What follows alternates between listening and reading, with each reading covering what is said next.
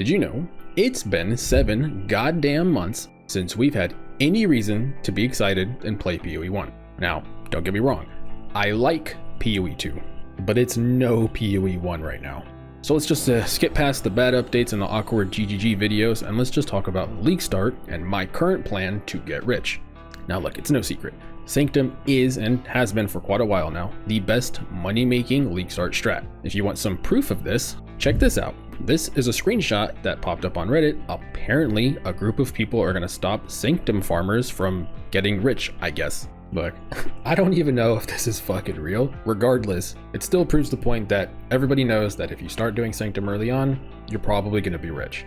Now, my favorite skill for Sanctum farming is Hexblast, and after going through all 19 ascendancies, I landed on only one real viable option, and that's Scavenger Scion. Now, the gear for the character that we'll be talking about is going to be from my 0 to hero Hexblast character. I did this run right before PoE 2 came out, so if you want a ton more in-depth info and see what the entire journey looks like, then just go watch that. This is going to be more of just like a summary, straight to the point, here's the important details, have a good day.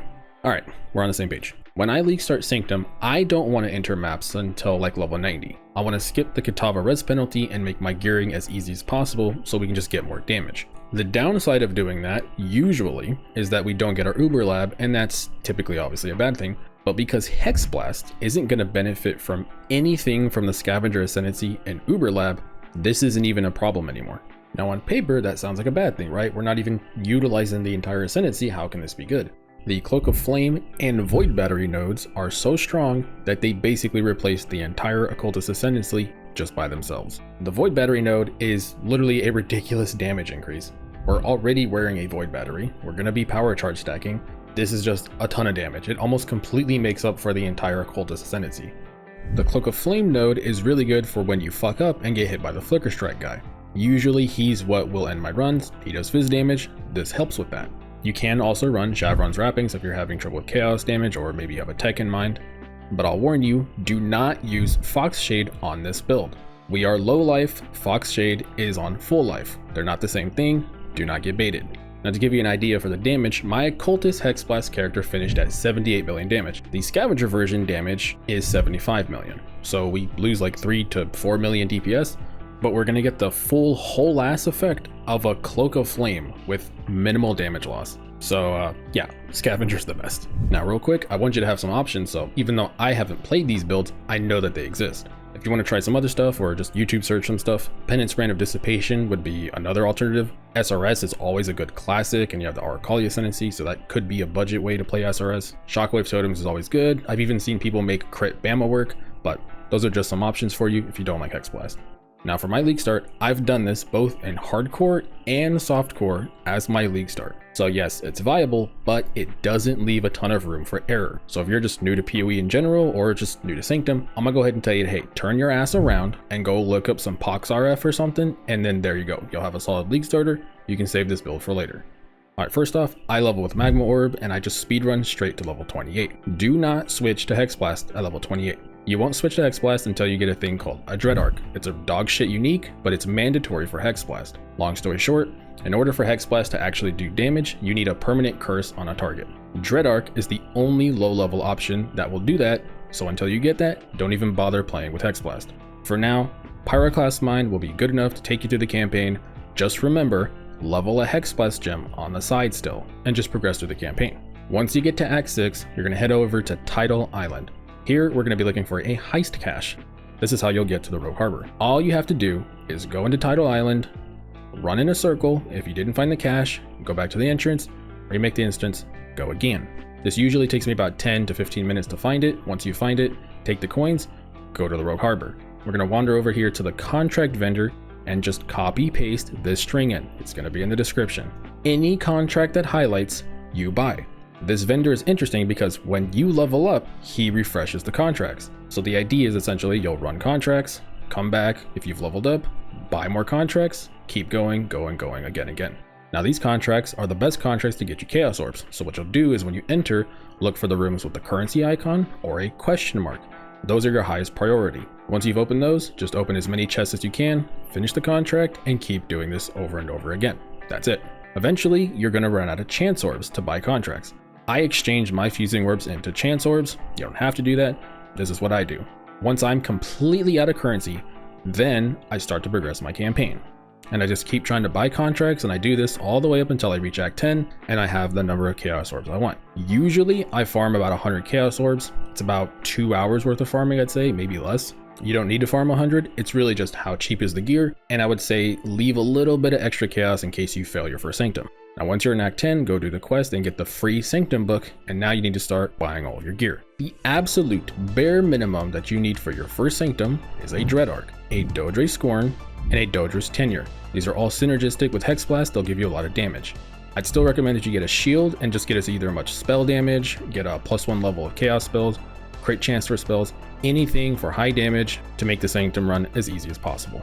Now here's your warning. Remember to do your third Ascendancy lab. This is where you'll be getting Void Battery. Almost every time I do this, I always forget to do the Merciless lab, so be better than me, do your lab.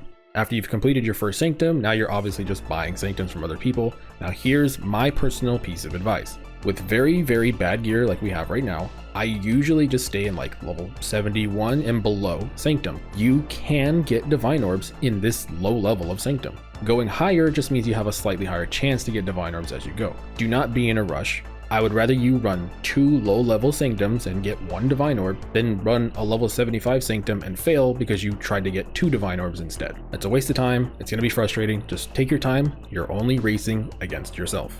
Now to help you out, I'm going to go ahead and give you the order in which I will buy my unique items. Hopefully if you're lazy, you can just copy this and have the same success. The first big step you'll need to do is save up and get rid of your Dread Arc. In order to do that, you're going to have to buy a Curse on Hit ring. Now because we're not an occultist, we're not just targeting cold, so you can look for conductivity, frostbite, flammability, elemental weakness. Any ring with any of those curses is good enough. Even if it has 6 attributes and nothing else on it, and it's 100 chaos, it still would be worth buying. Just go get a high spell damage wand. Don't pay, like a divine for one, just get a really solid high spell damage wand.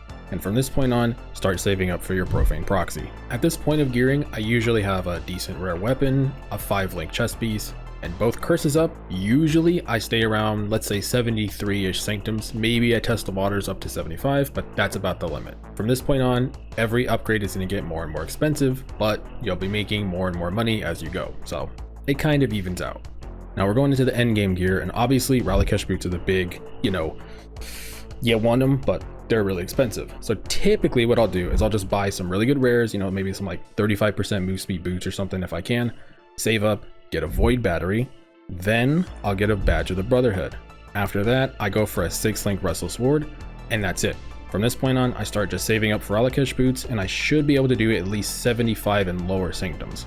Buying relics and stuff like that to make your runs easier, I would advise. I don't know if I'd say get room reveal stuff right now. It's kind of a waste. Just save up and try to get your gear going.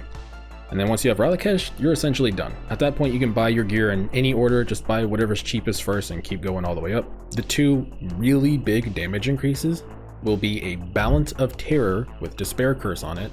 Now you're not running Despair for damage, you're just using Despair to proc the Balance of Terror. A lot of people get confused about the 3 curses. You're only using your 2 curses, the Despair is just for the Balance of Terror. The other big increase will be a Animate Guardian. But here's the deal, the reason why I'm saying you'll do him very later on is because you need bare minimum, just so he doesn't die and survives the Guardian's Blessing, you need a Gruthkul's Pelt, which is pretty expensive, a level 20, 21 Animate Guardian, 20 quality, a level 20 Meat Shield, 20 quality, and T1 life regen roll on his gloves. That's the bare minimum for him to survive Guardian's Blessing and have no chance of dying in Sanctum. Anything less than that, he might die. It's not worth it. I was farming level 80 Sanctums and I wasn't even using the Animate Guardian yet, so he's a big icing on the top, but it's very much not needed. And there you go. That's essentially the entire build from beginning to end. Like I said, if you need way more info, I have 2 other videos I've made about Sanctum. The info in all of those is still very relevant because, well, nothing's fucking changing in PoE 1, and it probably won't change for a while. The Zero to Hero will give you all the info you need for the journey. The other video will give you more information about Sanctum and the relics I like and the mods I do and don't do. After about 2, maybe 3 days of just farming Sanctum, probably no lifing, like 26-hour days, I should hopefully have about 100 divines, and I'm going to take that money, go immediately throw it all into a new build, find a currency strat I like, and, well, share it with you guys.